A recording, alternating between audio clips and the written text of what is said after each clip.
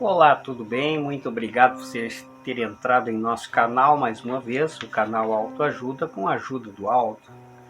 E o tema de hoje é muito importante. Possivelmente você já se perguntou muitas vezes: por que comigo, Senhor? Por que com minha família? Por que com meus filhos? Por que uma pessoa, muitas vezes até fazendo a vontade de Deus, ela sofre?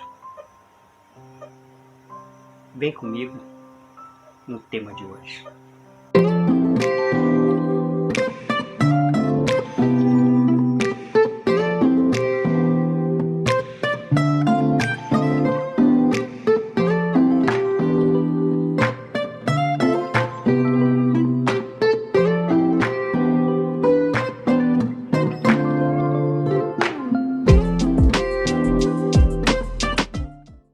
Parece que esse é o grito de muitas pessoas, né? É a pergunta de $1 milhão: por que sofremos? Por que Deus permite o nosso sofrimento? Eu não tenho a pretensão aqui de responder essa pergunta. Não sou advogado de Deus, mas convido você a, juntamente comigo, fazer uma reflexão sobre esse tema. E eu gostaria de introduzir este assunto fazendo uma leitura das Escrituras do livro de Jó, capítulo 19, dos versos 1 até o verso 16. Leia comigo. Quem me dera ser como fui nos meses passados, como nos dias em que Deus me guardava, quando fazia resplandecer a sua lâmpada sobre minha cabeça, quando eu, guiado por sua luz, caminhava pelas trevas. Como foi nos dias do meu vigor, quando a amizade de Deus estava sobre minha tenda, quando o Todo-Poderoso ainda estava comigo e os meus filhos em redor de mim, quando eu lavava os pés em leite e da rocha me corriam ribeiros de azeite. Quando eu saía para a porta da cidade e na praça me era dado sentar-me e os moços me viam e se retiravam. Os idosos se levantavam e se punham em pé. Os príncipes reprimiam suas palavras e punham a mão sobre a boca. A voz dos nobres emudecia e a língua se apegava ao paladar. Ouvindo-me algum ouvido, esse me chamava feliz. Vendo-me algum olho, dava testemunho de mim. Porque eu livrava os pobres que clamavam e também os órfãos que não tinham quem os socorresse. A bênção do que estava a perecer vinha sobre mim, e eu fazia rejubilar-se o coração da viúva. Eu me cobria de justiça, esta me servia de vestes, como o manto e o turbante era minha equidade. Eu me fazia de olhos para os cegos e de pés para o coxo. Dos necessitados era pai, e até as causas dos desconhecidos eu examinava. Este homem aqui, que nós acabamos de ler, está pensando na sua vida passada, está lembrando de quão maravilhosa era a sua vida, os tempos bons da sua vida. Você já, por certo, já ouviu a frase, né? Eu era feliz e não sabia. Pois Jó, neste momento, estava no fundo do poço, vivendo um momento de terrível provação, terríveis provas. E ele então estava se recordando do passado, como a vida era maravilhosa para ele. E hoje ele se encontra na situação mais difícil que já havia vivido. Inclusive no verso 2 ele diz: quem dera eu ser como eu era nos meses passados. Quem dera eu poder voltar a viver do jeito que eu vivia antes. Porque agora era só lágrimas, só sofrimento e só dor.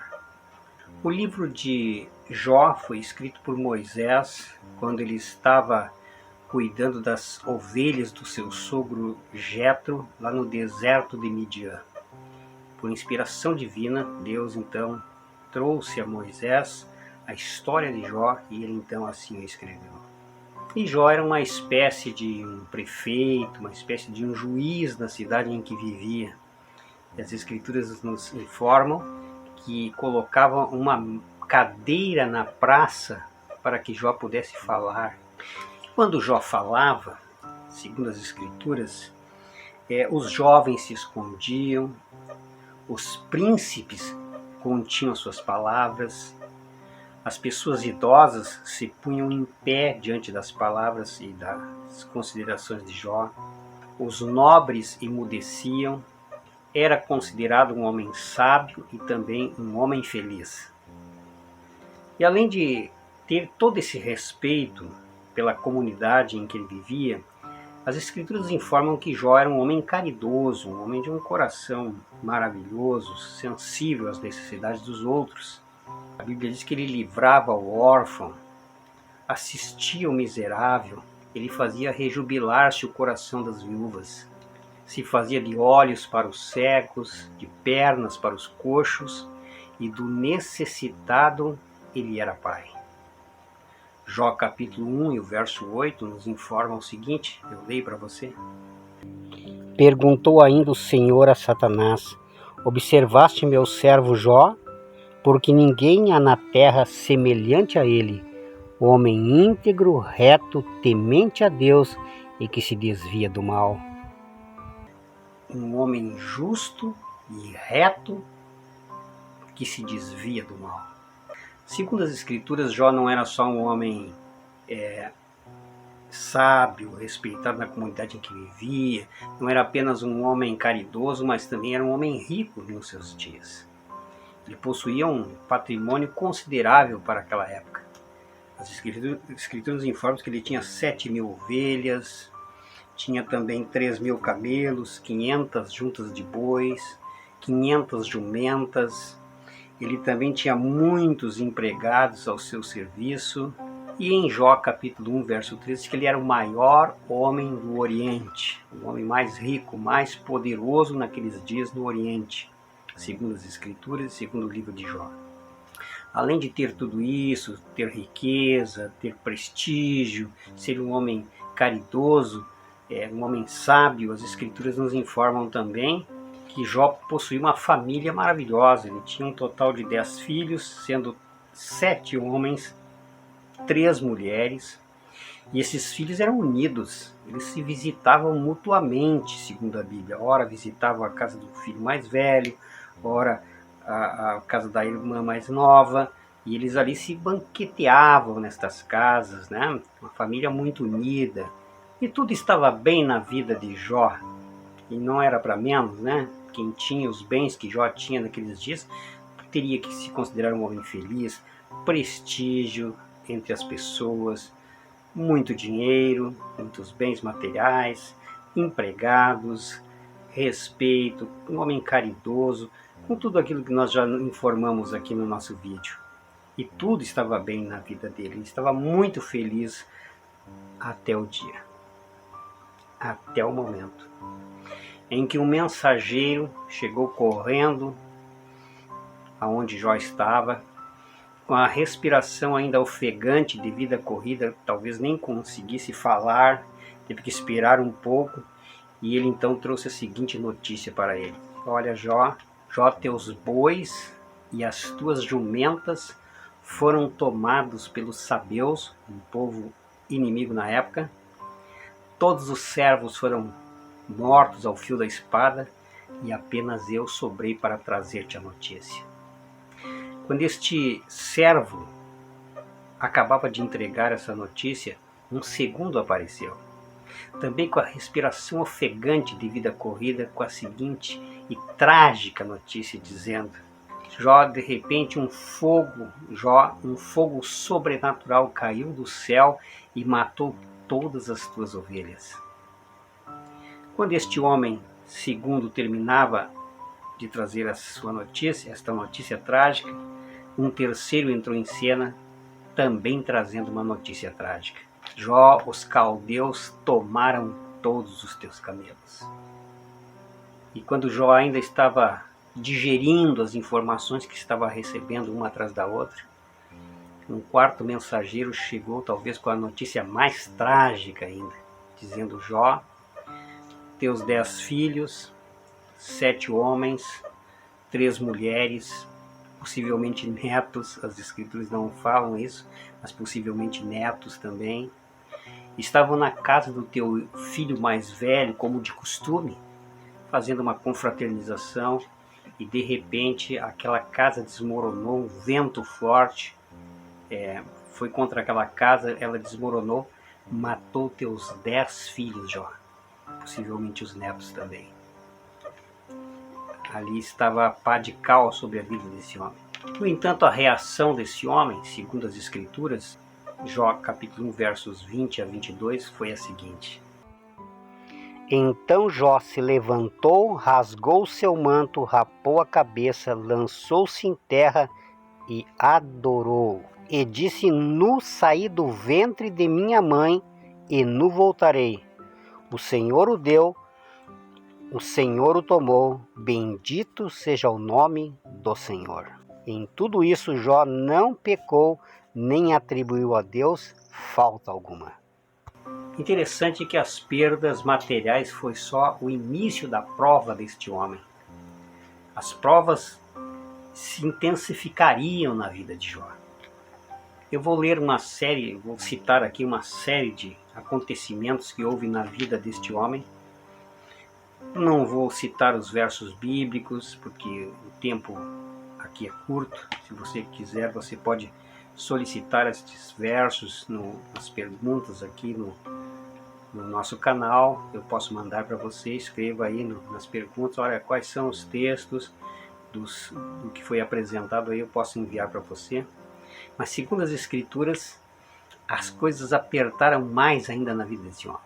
As escrituras dizem que ele foi coberto por tumores malignos. A sua pele tornou-se enegrecida e caiu. Ou seja, esse homem já estava agora em carne viva. Seus ossos, segundo as escrituras, queimavam em febre. As feridas no seu corpo causavam-lhe grande coceira. Ficou cadavérico, ficou muito magro durante esse período. A carne dele encheu-se de vermes, segundo as escrituras. Veja, um homem quase que em putrefação em vida. O corpo encheu-se de crostas de pus, segundo as escrituras. Não conseguia dormir à noite, e quando dormia, segundo a Bíblia, ele tinha sonhos terríveis, terríveis pesadelos. À noite ele sentia seus ossos doerem e se deslocarem. O seu rosto ficou inchado de tanto chorar. E sem dúvida, ele perguntou muitas vezes: por que, Senhor? Por que está acontecendo isso comigo? Juntando-se a tudo isso que estamos citando, as escrituras nos dizem que todos abandonaram Jó. Os conhecidos o abandonaram, seus parentes, seus irmãos o abandonaram, os seus servos, seus empregados o abandonaram, a esposa de Jó o abandonou, as crianças se afastaram dele, a própria escória da sociedade se afastou de Jó. Mesmo aqueles que ele havia ajudado, que ele havia auxiliado, o abandonaram também. Interessante que ele se tornou até a canção dos bêbados, a canção da escória da sociedade. Cantavam músicas, formulavam cânticos falando da desgraça de Jó. A angústia dele durou meses e ele muitas vezes pediu a morte, como um alívio para o seu sofrimento, sua dor, sua depressão, sua angústia, a terrível prova que ele estava enfrentando. As escrituras informam que 3 amigos de Jó ouviram falar do seu sofrimento e vieram até ele para lhe visitar. Esses homens chamavam-se Elifaz, Bildade e Zofar. E quando estes homens viram Jó, as escrituras dizem que eles choraram em alta voz ao ver a situação miserável que ele agora se encontrava. Eles apenas não tinham palavras, eles se sentaram perto de Jó e ficaram ali em silêncio durante 7 dias, sem dizer nada. Passado os 7 dias, quando esses homens abriram os lábios, a boca, eles se levantaram contra Jó e o acusaram de pecado, o acusaram de erro, de ter feito coisas terríveis. Olha, Jó, grande a tua malícia. Com certeza você despediu as viúvas de mãos vazias. Isso não era verdade. Jó fazia rejubilar-se o coração da viúva. Disseram: olha, Jó, você não amparou o órfão. Mas ele era um pai dos órfãos. Começaram a falar mentiras para ele, acusá-lo de mentiras. Você, Jó, reteve o pão do faminto, por isso está nessa situação terrível, caótica que você está vivendo. Você, Jó, não deu água para o cansado. Muitas foram as acusações mentirosas contra aquele homem. Porém, a última seta envenenada estava chegando. As escrituras nos informam que a esposa de Jó chegou para ele e disse: olha, amigo, olha, homem, amaldiçoa esse teu Deus e morre de uma vez. Tu ainda mantens a tua integridade, a tua confiança em Deus. Olha a tua situação miserável. Deus te abandonou. Você é um homem sozinho, um homem abandonado. Amaldiçoa Deus e morre. Palavras duras que a própria esposa falou para ele. Nesse caso aqui, o inimigo de Deus e dos homens usou a esposa para desanimar aquele homem. Mas às vezes o inimigo usa o homem para desanimar também a esposa, um pai para desanimar um filho muitas vezes para desanimar um pai, um amigo para desanimar o outro. Ele usa quem ele quer. Na verdade, nós sabemos qual era o pano de fundo nessa história. Um certo dia, Satanás, segundo as escrituras, se apresentou diante de Deus e Deus perguntou: observaste meu servo Jó, homem íntegro, justo, que se desvia do mal? E Satanás disse: olha, ele é assim porque tem regalias, porque ele é um homem abençoado, tira essas bênçãos dele para ver se ele não blasfema contra ti. Mas Deus conhecia o seu servo e Deus permitiu que o inimigo tocasse na vida desse homem, na saúde e nos seus bens materiais, mas Jó não sabia de nada sobre isso. Nós sabemos, nós conhecemos a história. Ele neste momento sabia de nada, ele se perguntava: por que está acontecendo isso comigo? Por que? Ele fez uma reflexão da sua vida, ele não via razões para estar passando tudo o que estava passando. Mas Jó se manteve íntegro na hora do sofrimento. Eu quero dizer para você, meu amigo, talvez eu e você jamais seremos chamados a passar por uma situação como essa, uma prova tão dura quanto esta que Jó passou. Mas por vezes Deus permitirá que nós passemos também por provações duras em nossa vida. Você não está imune, não.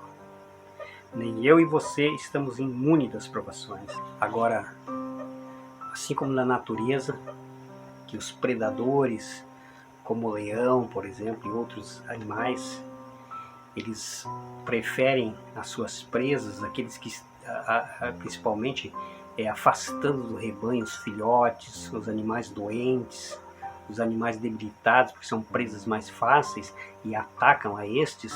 O inimigo de Deus faz isso conosco também.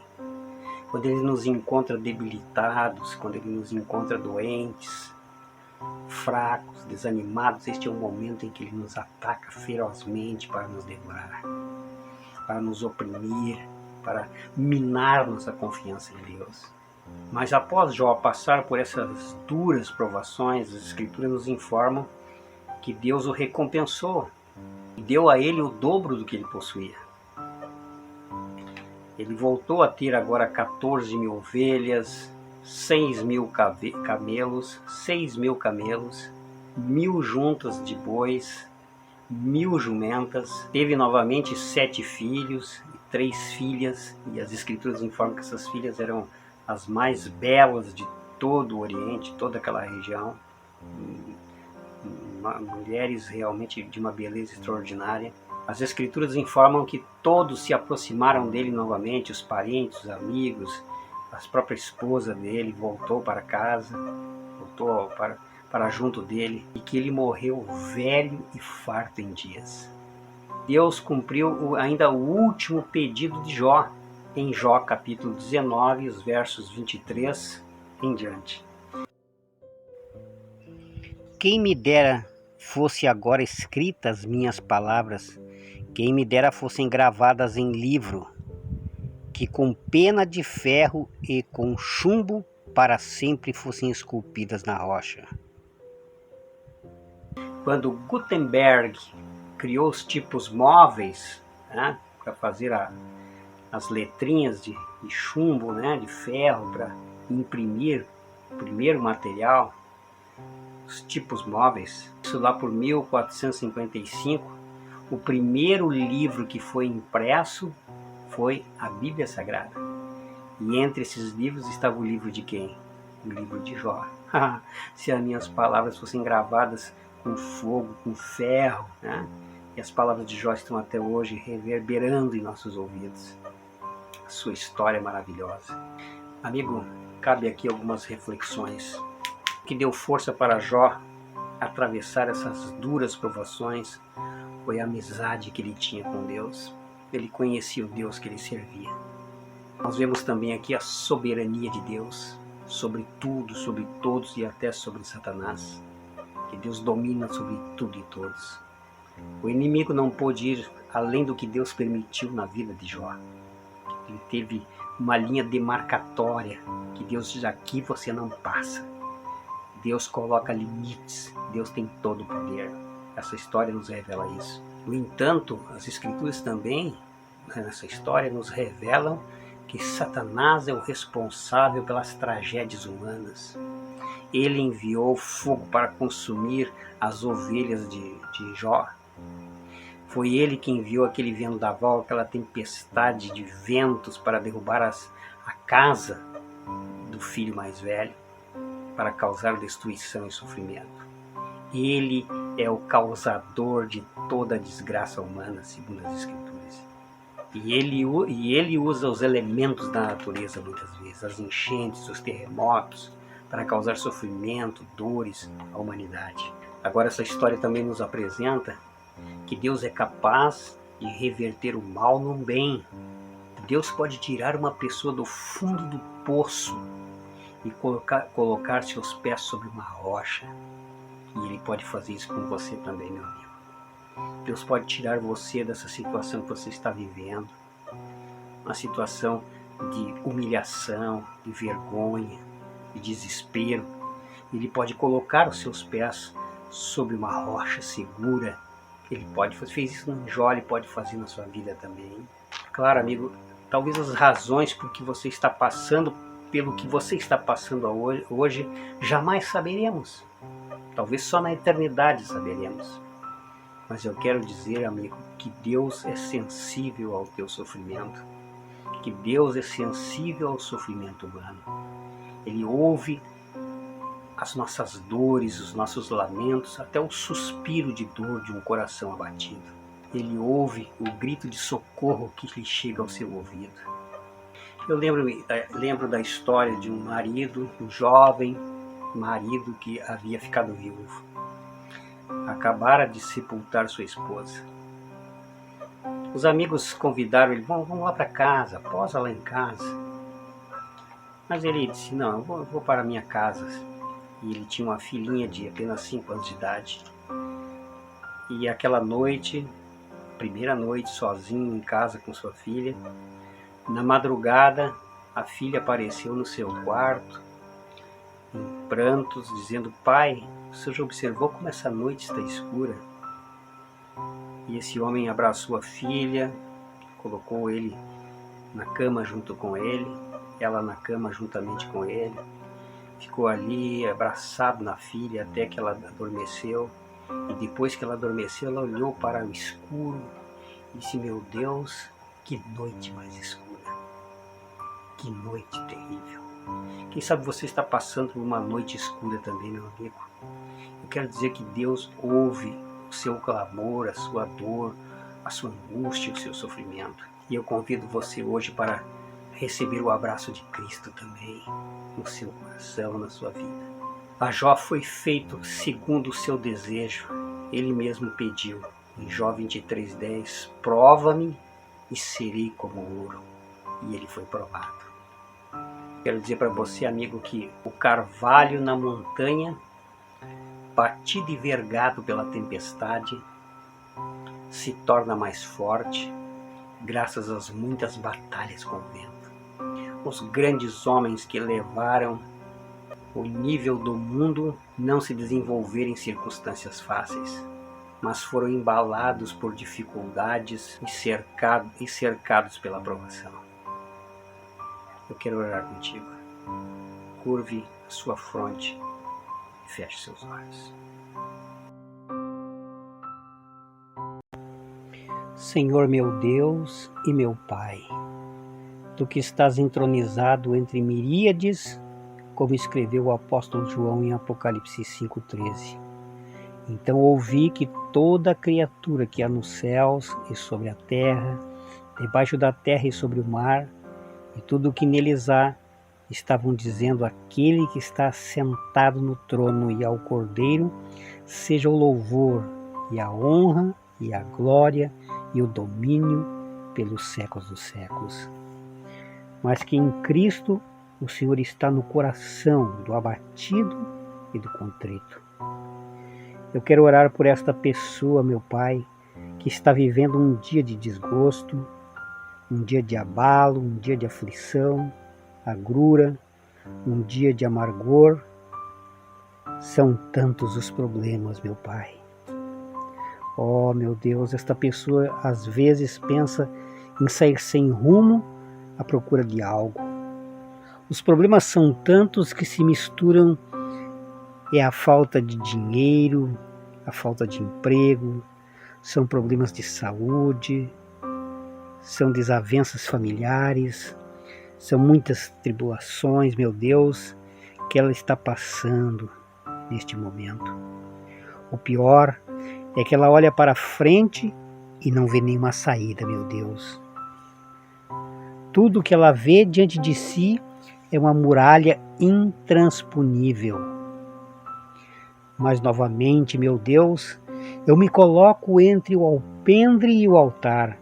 Como diz o profeta Joel em seu livro, no capítulo 2:17, chorem os sacerdotes, ministros do Senhor, entre o alpendre e o altar, e digam: poupa teu povo, ó Senhor, e não entregues a tua herança ao opróbrio. Eu intercedo por esta alma aflita, meu Pai, que esta tempestade termine, que o mar bravio seja acalmado, que a tormenta passe, venha com providência, meu Deus. Talvez esta oração seja o último recurso dessa pessoa. Quem sabe, meu Pai, esta oração seja o último fio de esperança para ela. Traga um tempo de calmaria, de prosperidade, de bonança, sossego e tranquilidade para ela. Abra um caminho onde não há caminho, Senhor. Abra uma porta aonde não há porta. E eu declaro em nome de Cristo que um tempo de vitória chegou na vida desta pessoa para a glória do Pai, do Filho e do Espírito Santo. Amém.